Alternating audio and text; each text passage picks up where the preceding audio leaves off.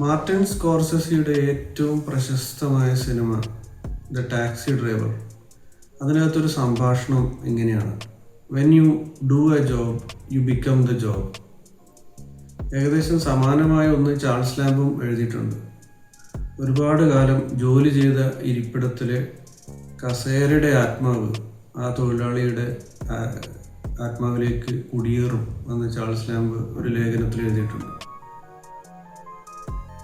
വ്യാവസായിക വിപ്ലവത്തിൻ്റെ 4ാം ഭാഗത്തിലൂടെയാണ് 21ാം നൂറ്റാണ്ട് കടന്നു പോകുന്നത്.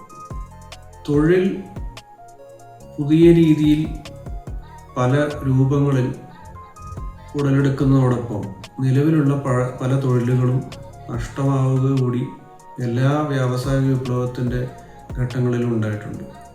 തൊഴിൽ വ്യക്തിപരമായ ഒരു വിഷയം മാത്രമല്ല, അത് രാഷ്ട്രീയവുമായും സാമ്പത്തിക കാര്യങ്ങളുമായും വളരെയധികം ബന്ധപ്പെട്ട് കിടക്കുന്ന ഒന്നാണ്.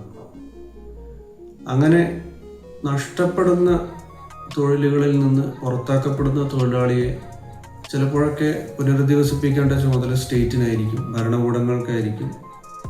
അങ്ങനെ അല്ലാത്ത ചിലരെ പുനരധിവസിപ്പിക്കേണ്ട ചുമതല അതത് തൊഴിലാളിക്ക് തന്നെ വ്യക്തിപരമായിട്ട് വഴികൾ കണ്ടെത്തേണ്ടി വരും.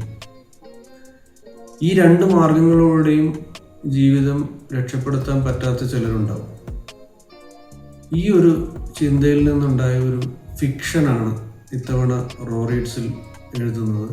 ചെറുകഥാ രൂപത്തിൽ തൊഴിൽ നഷ്ടം പ്രമേയമാക്കി എഴുതുന്ന കടമക്കുടി ആണ് ഇത്തവണ റോറീഡ്സിൽ പ്രസിദ്ധീകരിക്കുന്നത്.